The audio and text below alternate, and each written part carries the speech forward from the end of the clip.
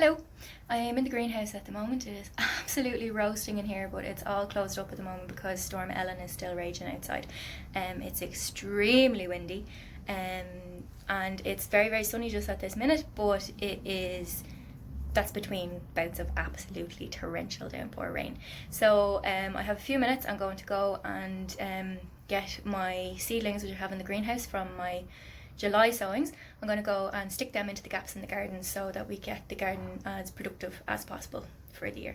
So I'll give you a quick look at what I'm putting out, and then we'll go ahead and stick them in the ground. So in here I have some lettuces and other salad greens.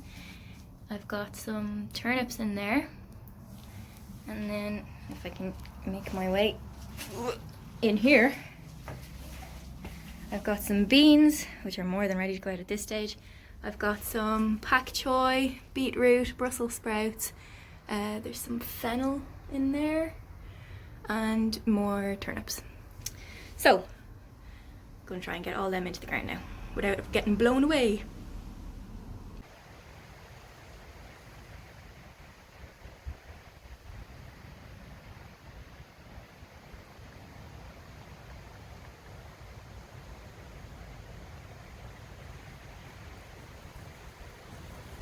So the idea is of filling in all these little gaps is that I want the garden to be as productive as possible all throughout the year, not just to have one big glut in summer. I want to be able to eat from the garden all year long.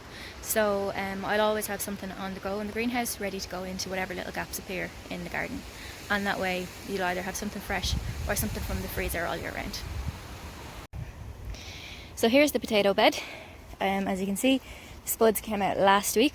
I had my lovely little helpers, my two nieces and one of my nephews came over, and I did the digging and they did the picking, which was perfect. So I've a lovely prepared bed here ready to go, and I'm going to throw in, I think, some chard, some beetroot, maybe some pak choy. Yeah, we'll see what we get.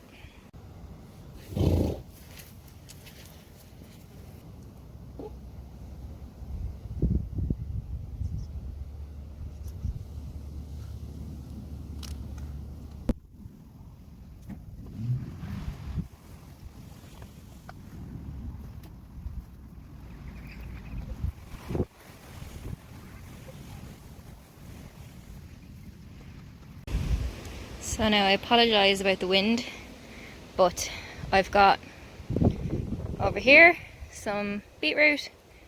This is all some chard, which is the bright lights variety, so it'll be lots of different colours. Then along here I've got some pak choy, and down the end I have some Florence fennel. So you can see over there I've got another empty spot at the end of the old onion bed, just past this one onto the next one, and I'm going to throw some more bits and bobs in there. So in here I put a little bit more fennel. Those floppy looking ones there are some Swedes, and down the end some kohlrabi. I've dotted some kohlrabi in amongst the cheeky curry squashes because they don't look like they're going to take up too much space, and the kohlrabi don't take up too much space, so wherever there's a big gap I've just thrown one in. So in here you can see where I harvested the Swedes, or turnips, the last day. So that's obviously empty now. So I'm going to put the purple top Milan turnips in there. And then the onions are just about ready to come out. That's it, that'll be next week. So I'm going to pop my remaining beans into one of those spots. So that is kind of it. You might be wondering why I do things like put turnips in where there were Swedes before, or why I don't seem to have...